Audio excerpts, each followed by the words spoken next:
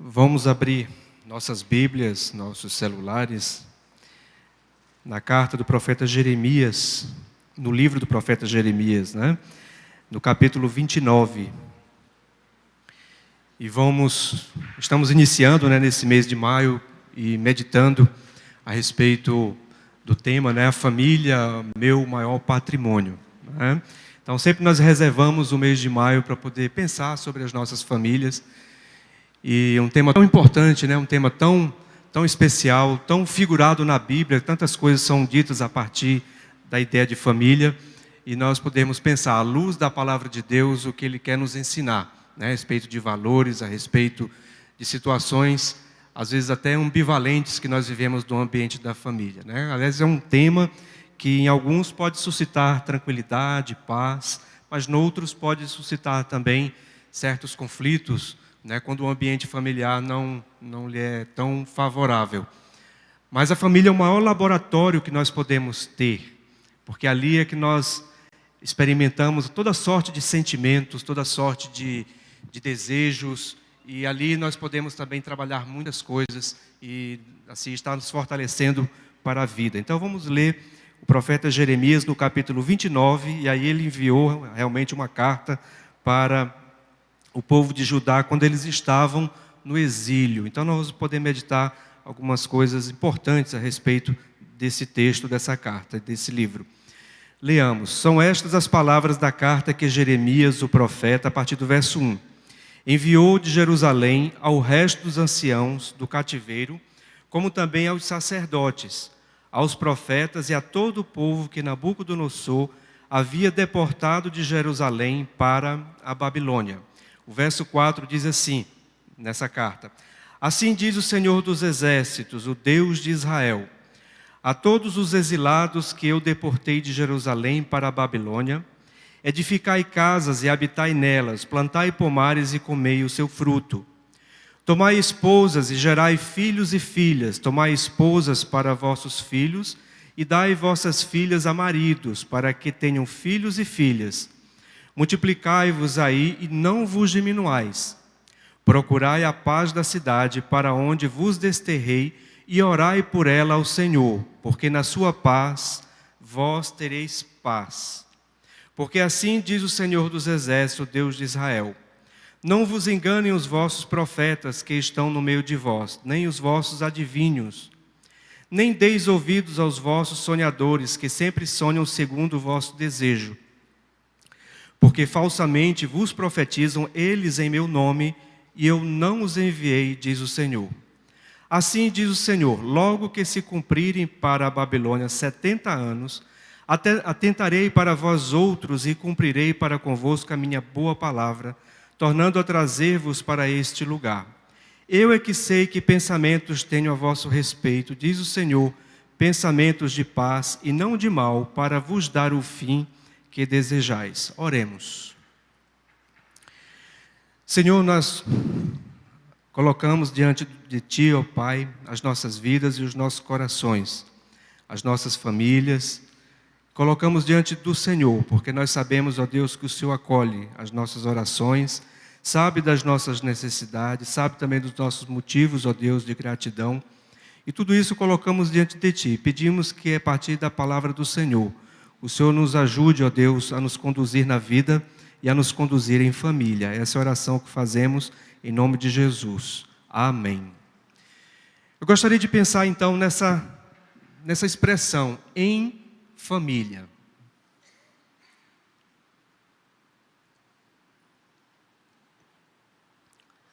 Cada um tem a sua, E quantas coisas nós vivemos em família.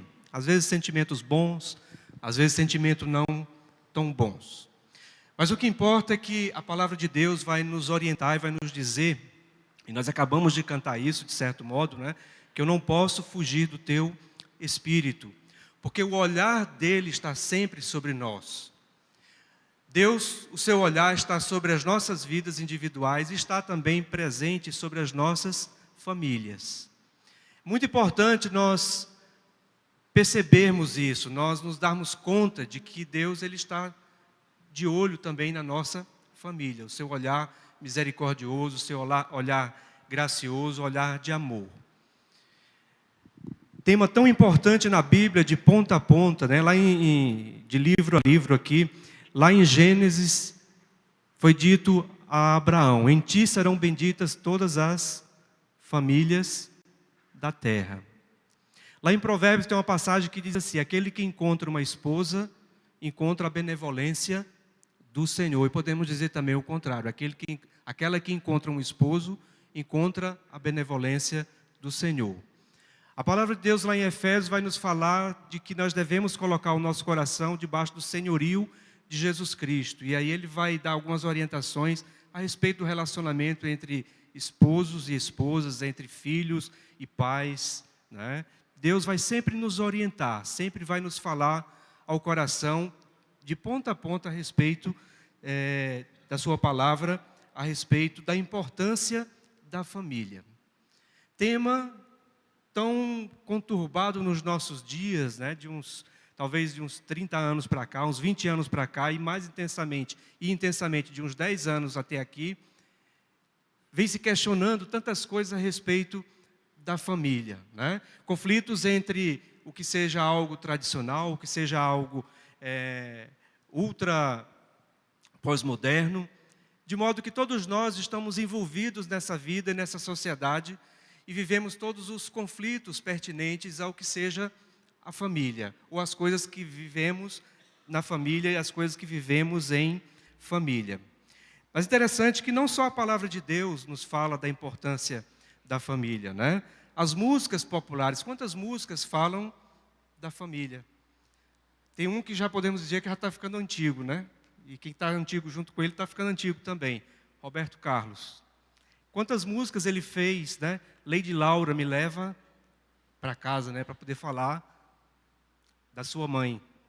Ou meu querido, meu velho, meu amigo, para poder falar do pai. E aí tem música para titia Amélia, né? Ele abordou algumas canções a respeito da família. E todos nós cantamos, alguns, né? Quem tem mais de 40, normalmente cantou essas músicas naquele período, e todas elas trazem algum significado. O Renato Russo, na sua música, ele diz, né? Você diz que seus pais não lhe entendem, mas você não entende os seus pais. São crianças como você, o que você vai ser quando você crescer.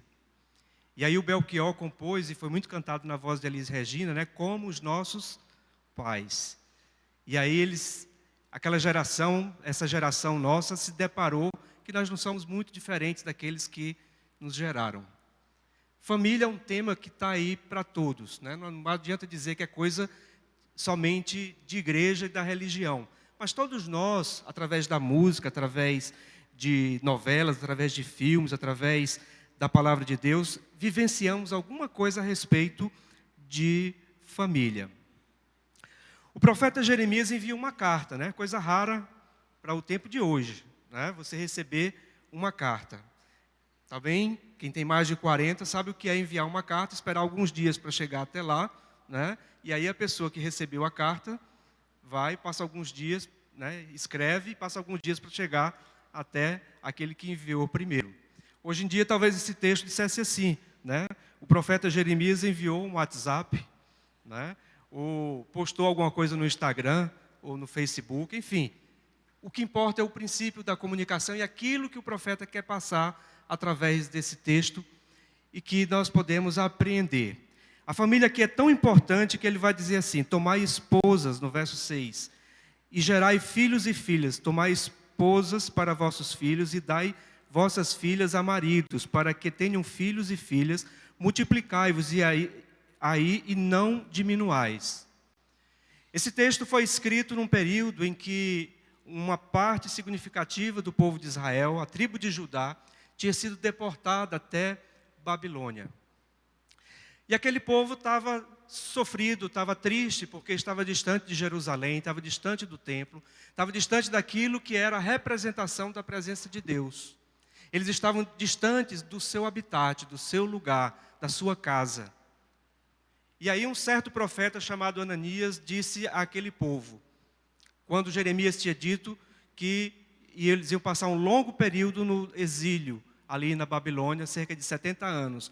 O profeta Ananias disse que eles iam passar apenas 2 anos dali em diante.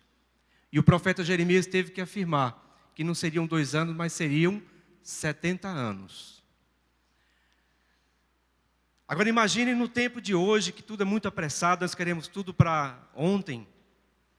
Você está longe de casa e você recebeu a notícia dessa, de que vai passar cerca de 70 anos longe do seu lugar de origem, longe do seu lugar onde você se sente bem, do lugar que você gostaria de estar presente. O profeta Jeremias, portanto, ele estava procurando fortalecer o povo de Judá a partir das famílias para enfrentar o exílio. E aí é interessante porque existe algo bem prático, né? A nação precisava manter a sua identidade. A nação de Judá, o povo de Israel naquele momento, precisava manter a sua identidade e eles precisavam continuar procriando e fortalecendo aquela nação em número de filhos. Mas não só em número, mas também em qualidade. Obviamente que não é comum hoje em dia, né, termos famílias com 5, 6 filhos, né? Só o pastor Nelson aqui, um dos poucos, né, da nossa igreja, né, que tem esse privilégio, né? Minha esposa está grávida, a Poliana disse, tomara que seja gêmeos, ele disse. Eu disse, trabalho dobrado, bênção dobrada, né? Mas alguns aqui é de uma geração que os pais tinham 6 filhos, talvez 4, né? Um longo período era comum ter 3 filhos. Baixou para 2 hoje. Você tem o primeiro, minha irmã mais nova disse assim, não quero ter outro, né? Já dá trabalho demais. Mas o olhar de Deus está sobre as famílias, sejam numerosas num determinado período, seja num período em que tem apenas um filho. Seja naquele casal que não tem filho. Seja naquela família que, por alguma desventura, está abalada, pode estar destruída. O olhar de Deus vai estar sempre sobre as nossas famílias. E aí ele incentiva, então, a nação de Judá para que ela cresça em número, para que tome as esposas e gerai filhos, e tomai esposas para vossos filhos e dar filhas e maridos para que tenham filhos e filhas. Portanto, nesse texto nós podemos perceber a importância que Deus dá para a família, para que o povo de Judá enfrentasse o exílio, as dificuldades. Quão bom é quando nós encontramos a nossa família, um ambiente que nós podemos renovar as nossas forças. E se porventura você vive uma situação em que você não encontra isso, mas é justamente aí que você há de, a partir da experiência com Deus, a partir da sua fé, da sua intimidade com o Senhor, de algum modo superar as dificuldades. Como é bom nós enfrentarmos tudo em família. Família é lugar onde a gente ri, onde nós fazemos coisas que a gente não costuma fazer em qualquer lugar, porque há intimidade. A família é o lugar onde nós podemos, sim, renovar as nossas forças. Quão bom é quando nós dizemos assim, depois de um final de tarde, depois de talvez já lá pelas 10 horas da noite, 9 horas da noite, que bom que eu vou voltar para minha casa. Talvez esse seja possa ser o maior parâmetro para que nós venhamos a pensar como é que está a nossa família. Mesmo com as dificuldades, mesmo com os desencontros, mesmo com alguma desavença, mas quando você diz assim, que bom que eu estou de volta para casa. E ali poder renovar as forças, e ali poder fazer um cafuné, dar um cafuné, né? Poder se esparramar no sofá. Às vezes tem até uma briguinha, né? Por causa de qual é o que a gente vai assistir hoje, né? Se é futebol ou se é novela, né? Se é futebol ou se é um filme, né? Mas tudo isso faz parte. E quando nós tiramos essas coisas, a vida parece que perde a graça, né? O pastor Levi, que já foi pastor de famílias da nossa igreja, uma vez disse algo que eu nunca me esqueci, né? Com o passar do tempo no casamento, até as coisas que você reclama da sua esposa e vice-versa, né? Se tirar, você acha ruim. Tira para ver, vai fazer falta. Mas é quando voltamos para casa, então, que podemos experimentar o que é estar em família. E em família nós podemos enfrentar de forma muito melhor, muito mais saudável, as dificuldades e o exílio que também nós experimentamos aqui na terra. E aí o profeta Jeremias vai nos dar algumas lições importantes. Ele diz que, no caso em família, a partir do fortalecimento das famílias, nós devemos ser proativos, devemos olhar para a vida de modo positivo. Ele diz assim, no verso 5, edificai casas e habitai nelas, plantai pomares e comei o seu fruto. Quão importante é a simbologia da casa. Em comum também para a maior parte de nós, né? Nos nossos apertamentos ou apartamentos. Mas a ideia da casa, ainda que num apartamento, podermos edificar casas. Enquanto o povo de Judá podia se sentir derrotado, porque estava distante de Jerusalém, o profeta Jeremias vem dar esse fôlego, vem dar essa força para aquele povo. Edificai casas, com toda a sua simbologia. Porque de nada vale a casa se não estiver ali as pessoas que moram nela. Eu passei por uma experiência interessante, né? Depois de morar 4 anos no seminário, no internato, convivendo ali com os meus amigos, a gente virou ali meio que como que uma família, né? Eu não me dei conta que eu ia terminar o seminário, que os amigos iam tudo embora, né? Um para o Maranhão, outro para o Espírito Santo, outro para o Rio, outro para São Paulo, outro para Alagoas, Sergipe, enfim. O pessoal foi. E aí, quando eu vi, tinham 6 homens chorando no dia da despedida. Porque um foi viajando para cá, o outro foi viajando para lá. Porque a gente cria laços e cria afetos, e aquilo ali passa a ser importante para as nossas vidas. E muitas vezes nós nos vemos assim, precisando nos fortalecer para poder edificar casas. E a vida continua.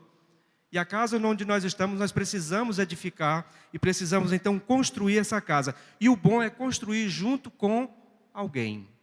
Aí sim, é saboroso.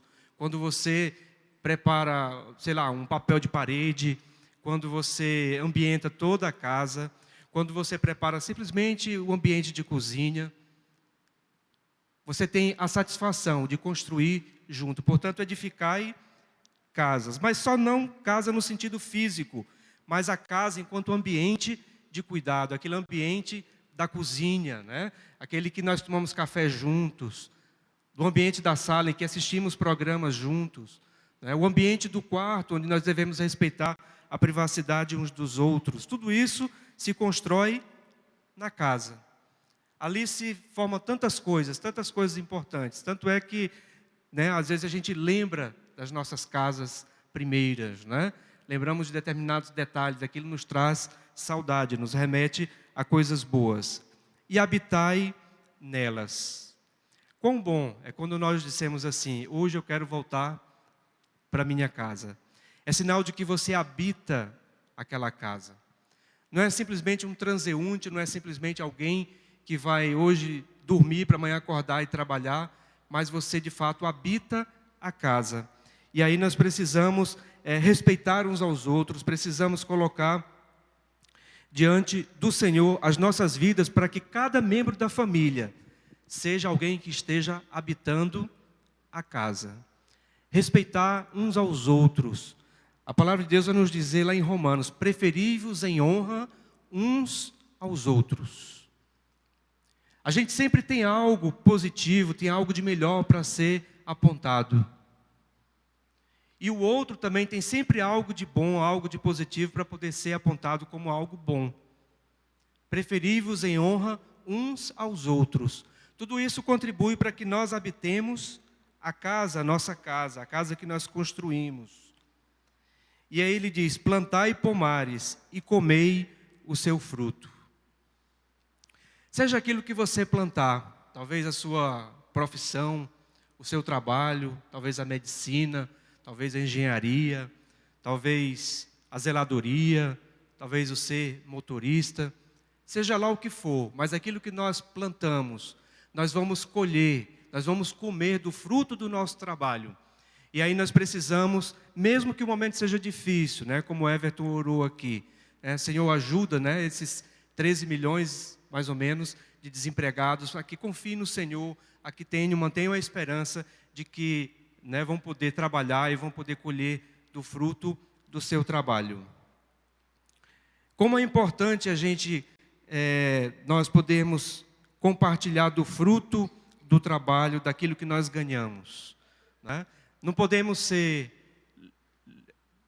mãos soltas para gastar, a ponto de não termos poupança. E nem podemos poupar demais a ponto de, se é que tem alguém que consegue fazer isso, né? A ponto de não usufruir da vida e do seu trabalho. Eclesiastes, no capítulo 9, vai dizer assim: vai, pois, come com alegria o teu pão e bebe gostosamente o teu vinho, pois Deus já de antemão se agrada das tuas obras. Em todo tempo sejam alvas as tuas vestes, e jamais falte o óleo sobre a tua cabeça. Goza a vida com a mulher que amas, todos os dias da tua vida fugaz, os quais Deus te deu debaixo do sol, porque esta é a tua porção nesta vida, pelo trabalho com que te afatigaste debaixo do sol. Tudo quanto te vier a mão para fazer, faze-o conforme as tuas forças, porque no além para onde tu vais, não há obra, nem projetos, nem conhecimento, nem sabedoria alguma. Eclesiastes vai nos lembrar, o autor de Eclesiastes, de que nós podemos comer do fruto do nosso trabalho, junto com os nossos familiares, em família. É muito melhor. Em família, portanto, nós podemos enfrentar as dificuldades, podemos enfrentar o exílio da melhor forma possível, saboreando os frutos do trabalho que Deus nos dá. Precisamos ter uma atitude positiva diante do exílio. O exílio em si não é mau, mas ele pode servir de elemento de ensino para as nossas vidas, de modo que nós podemos entender o que seja edificar uma casa, habitar nela, plantar pomares e comer do seu fruto. Era naquele lugar que aquele povo deveria prosperar. E o profeta Jeremias, em sua carta, estava incentivando o povo a que dessa forma o povo, agisse. Devemos ser positivos, devemos ser proativos, devemos também enfrentar em família com a verdade. Aliás, nunca se ouviu falar tanto em mentiras, né? Então mudou só de nome, estou chamando de fake news. E fica tão confuso que se um lado posta algo, o outro vai dizer que é fake news. Aí o outro diz que não. Mas então, o outro lado também posta alguma coisa, que o outro lado diz que é fake news, ele diz que não. Às vezes falta até discernimento para as pessoas, para entender o que é verdadeiro ou não. Quantos conflitos nós vivemos no tempo presente, a fragilidade dos laços afetivos. Eu sempre gosto de me lembrar de uma palavra que o pastor Anatólio me perguntou há cerca de uns 18 anos, né? Ele disse: Júlio, por que há um tempo tão poucos casais se separavam, né? Era uma exceção a separação. E hoje parece que é o contrário. Há 18 ou 20 anos ele, conversando comigo, acho que uns 18 anos, nós trocamos essa conversa. E aí eu me lembro que na época eu disse assim, Anatoly, né, que foi seminarista da nossa igreja e que é da Ucrânia, eu disse: Anatoly, uma coisa eu sei, casado ou separado, mas é pela fé que nós devemos caminhar. Seja a sua família uma família que está vivendo um período bom de estabilidade, seja a sua família uma família que está precisando se reestruturar, mas é pela fé em Jesus Cristo que nós devemos caminhar. É pela fé em Jesus Cristo que nós vamos enfrentar essa situação e haveremos de vencer, haveremos de manter dentro do nosso coração a alegria principal de estar na presença do Senhor. Quantas situações, a fragilidade dos laços afetivos, os conflitos entre o que é tradicional e o que é pós-moderno. Parece até que ninguém consegue integrar nada, né? Algumas pessoas, poucas, conseguem integrar o que seja o tradicional e o que seja pós-moderno. Eu, particularmente, não tem como, né? Me vejo como tradicional, até pela minha idade. Me vejo dentro de um funcionamento tradicional. Mas quando eu olho para as crianças de hoje, eu olho para os adolescentes, aliás, não precisa ser adolescente, os jovens de 30 anos para baixo, têm um outro modo de funcionamento. Principalmente através da tecnologia. Coisa mais rara hoje é nós recebermos uma ligação, não é verdade? Porque o modo de funcionamento hoje, e é meio maluco, né? Através de muitas mensagens digitadas e frases curtas. Diminuiu a qualidade da comunicação e aumentou a demanda por comunicação. Nunca nós experimentamos tanta comunicação e tão pouca compreensão a respeito de tanta coisa que nos chega ao pensamento.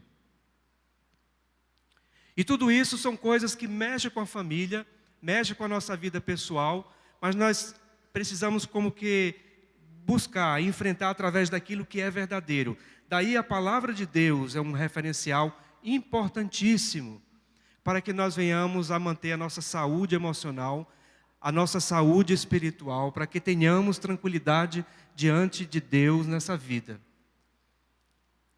A palavra de Deus vai nos dizer assim, que a sua palavra ela é viva e eficaz, e é mais penetrante do que qualquer faca de 2 gumes, capaz de dividir alma e espírito, juntas e medulas, e apta para discernir o quê? Pensamentos e propósitos do coração. Num tempo em que nós temos dificuldade de ler textos longos, num tempo que nós temos dificuldade de estabelecer um propósito, eu vou ler a Bíblia ao longo do ano. Num tempo que até mesmo na universidade, né, algumas faculdades particulares, eu já ouvi isso de professores, amigos meus, da diretoria chegar a dizer assim, olha, passa um texto de no máximo 5 páginas, porque o povo não consegue ler. O povo de Judá tinha que enfrentar quantos anos? Cerca de 70 anos. E cada vez mais nós precisamos aprender a esperar e nos debruçar sobre a palavra de Deus, que é viva e é eficaz. É algo muito precioso para as nossas vidas. E que é apto para discernir o pensamento e os propósitos do nosso coração. E que vai nos ajudar a enfrentar, nesse exílio que nós vivemos, em família, as dificuldades que estão aí à nossa volta. Portanto, precisamos colocar as nossas vidas diante do Senhor, através da sua palavra. Precisamos criar um quê de racionalidade. Porque o que na verdade nós estamos vivendo atualmente é muita irracionalidade. E aí a palavra de Deus vai nos dizer que apresenteis os vossos corpos como sacrifício vivo, santo e agradável a Deus, que é o vosso culto racional. Precisamos ser razoáveis. Precisamos ter equilíbrio. Um carro de Fórmula 1 só consegue andar, fazer aquela alta performance, porque ele tem equilíbrio. Porque ele está preparado para poder andar a 300 por hora no final de uma reta. Mas ele tem equilíbrio, senão ele não consegue fazer aquela auto performance. Não é que tenhamos que fazer auto performances, mas até o caminhar nosso precisa ser equilibrado. Senão você vai, né, titubeando de um lado para o outro.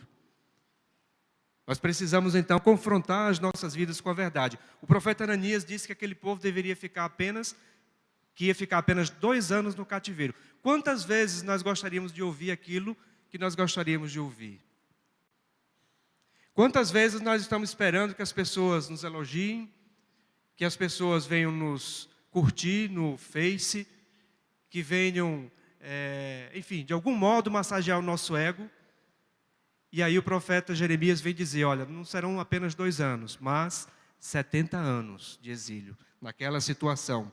Porque aquela era a verdade para o povo de Judá. E muitas vezes nós precisamos encarar a vida com aquilo que é verdadeiro.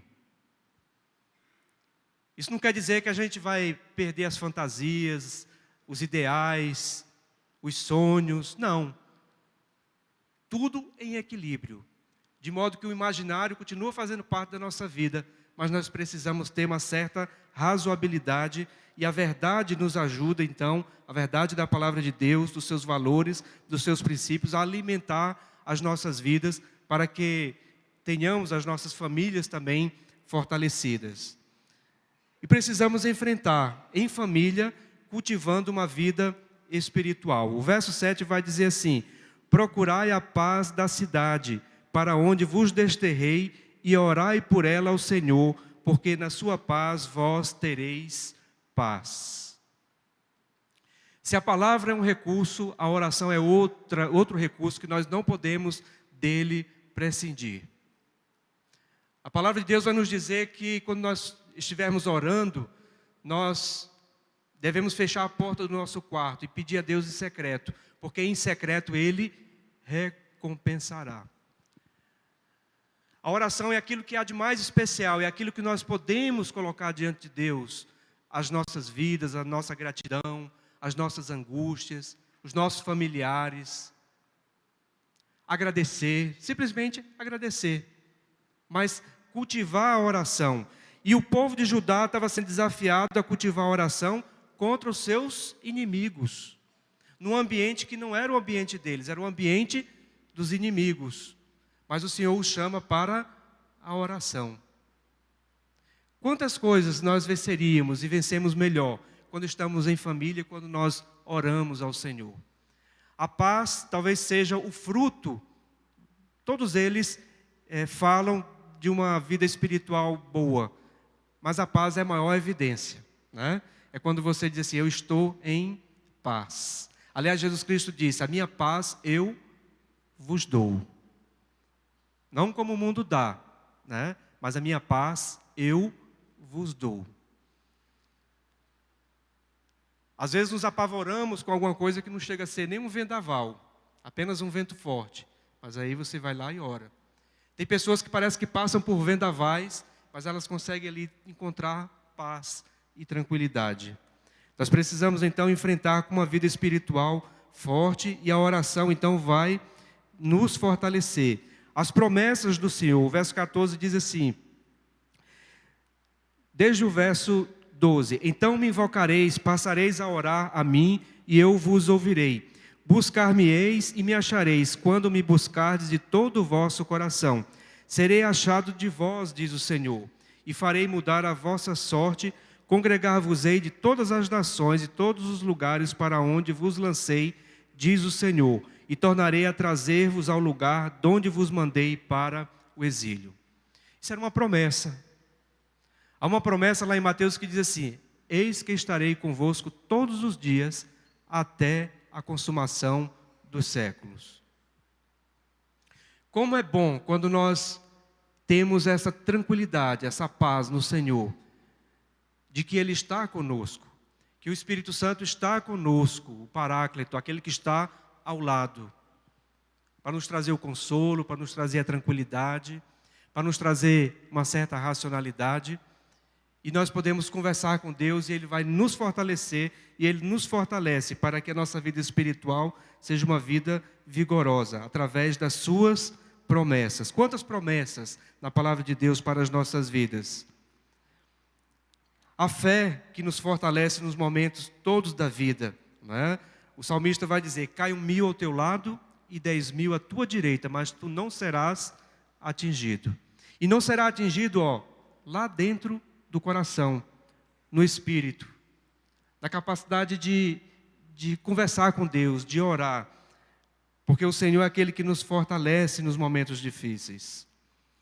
O quão bom é nós termos esperança. O verso 11 vai dizer: eu é que sei que pensamentos tenho a vosso respeito, diz o Senhor, pensamentos de paz e não de mal, para vos dar o fim que desejais.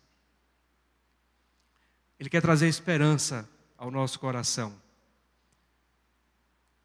O exílio em si não é a coisa mais difícil. O mais difícil é quando nós nos recusamos a buscar a presença de Deus.